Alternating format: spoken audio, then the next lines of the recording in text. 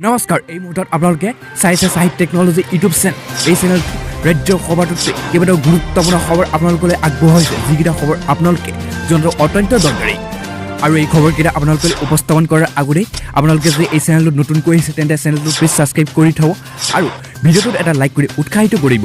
সন্ধিয়াৰ এই মুহূৰ্তত প্ৰথমতে ব্ৰেকিং নিউজ কিন্তু অবৈধ বেদখলকাৰীৰ বিৰুদ্ধে শৰণীয়া পাহাৰ চলিব বৃহৎ উচ্ছেদ অভিযান এই মুহূৰ্তত মুখ্যমন্ত্ৰী হিমন্ত বিশ্ব শৰ্মাই বৃহৎ ঘোষণা কৰিছে কিন্তু কিয়নো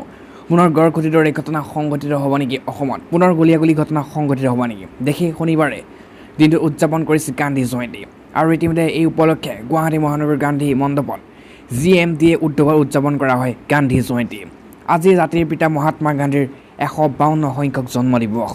আৰু গান্ধী মণ্ডপস্থিত মহাত্মা গান্ধীৰ মূৰ্তিত শ্ৰদ্ধাঞ্জলি জ্ঞাপন কৰে মুখ্যমন্ত্ৰী হিমন্ত বিশ্ব শৰ্মাই অনুষ্ঠানতে মুখ্য অতিথি হিচাপে উপস্থিত থাকে মুখ্যমন্ত্ৰী হিমন্ত বিশ্ব শৰ্মাৰ গুৰুত্বপূৰ্ণ সিদ্ধান্ত অবৈধ বেদখলকাৰী উচ্ছেদ অভিযান চলিব শৰণীয়া পাহাৰত আৰু লগতে এই অনুষ্ঠানতে ইতিমধ্যে মুখ্যমন্ত্ৰী শৰণীয় পাহাৰ খিলঞ্জীয়া লোকক বাদ দি একাংশ অবৈধ লোক বহিছে শৰণীয়া পাহাৰত মদ ভাঙৰো আড্ডা চলে গতিকে জিলা প্ৰশাসনক উচ্ছেদ কৰিবলৈ নিৰ্দেশ দিয়া হৈছে আৰু 100 বছৰ শুভখনত গান্ধীজীয়ে জিৰণি লোৱা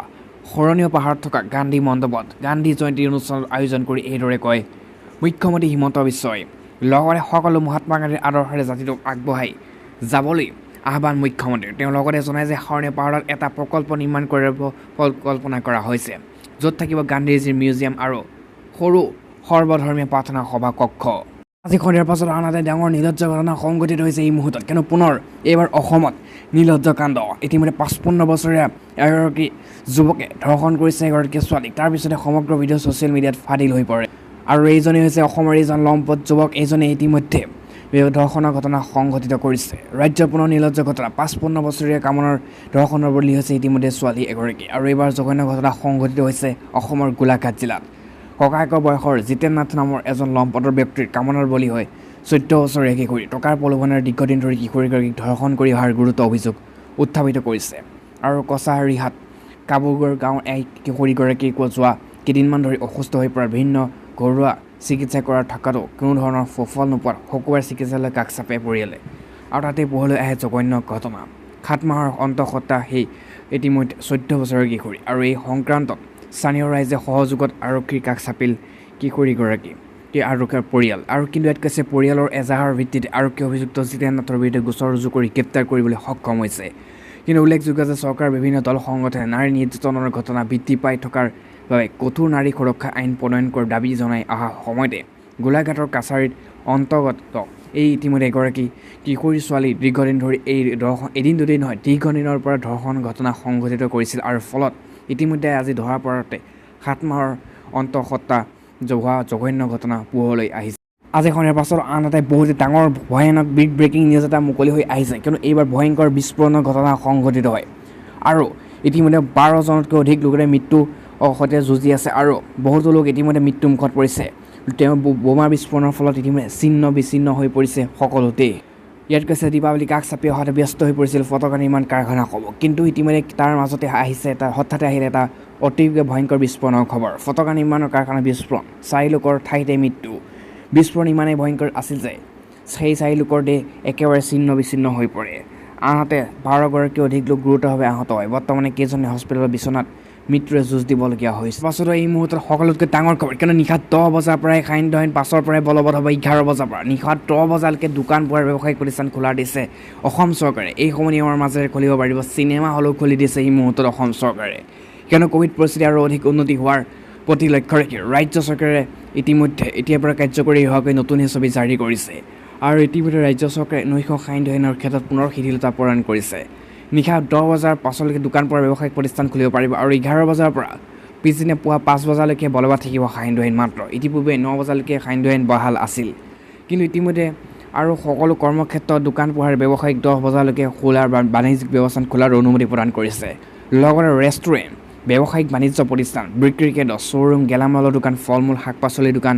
ইতিপূৰ্বে 8 বজালৈকে আছিল কিন্তু এতিয়া সেই সময়সীমা বৃদ্ধি কৰি নিশা 10 বজালৈকে খোলাৰ নিৰ্দেশনা জাৰি কৰিছে মুকলি স্থানত আয়োজিত সভা সমিতি সামাজিক ৰাজহুৱা অনুষ্ঠান 2 পালি কোভিড প্ৰতিষেধক লোৱা সৰ্বাধিক 50 গৰাকী লোকে ভাগ ল'ব পাৰিব অৱশ্যে জিলা উপায়ুক্তৰ অনুমতি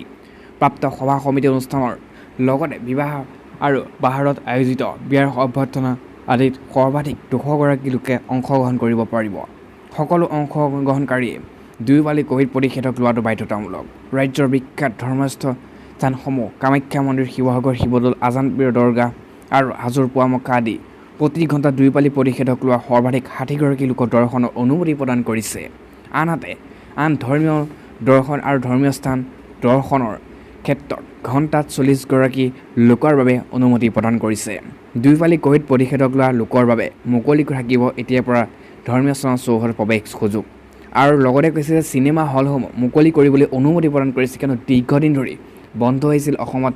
চিনেমা হলসমূহ আৰু তাৰ ফলত বহুতো কৰ্মচাৰী হতাশাত ভুগিবলগীয়া হৈছিল। কিন্তু 50% আসন 2 পালি কোভিড প্ৰতিষেধক লোৱা দৰ্শকৰে চিনেমা প্ৰদৰ্শন কৰিব পাৰিব। কোভিড প্ৰট'কল মানিব লাগিব। আৰু 2 পালি কোভিড প্ৰতিষেধক লোৱা শিক্ষাৰ্থী, শিক্ষক, শিক্ষয়িত্ৰী, কৰ্মচাৰী সকলো শিক্ষা প্ৰতিষ্ঠানৰ পাঠদান অনুমতি প্ৰদান কৰিছে। শিক্ষা বিভাগে ইতিমধ্যে পৃথকে SOP জাৰি কৰিছে আৰু প্ৰয়োজন অনুসাৰে অতিৰিক্তভাৱে নিয়মাৱলী শিক্ষানুষ্ঠান পুনৰ আগবঢ়াব।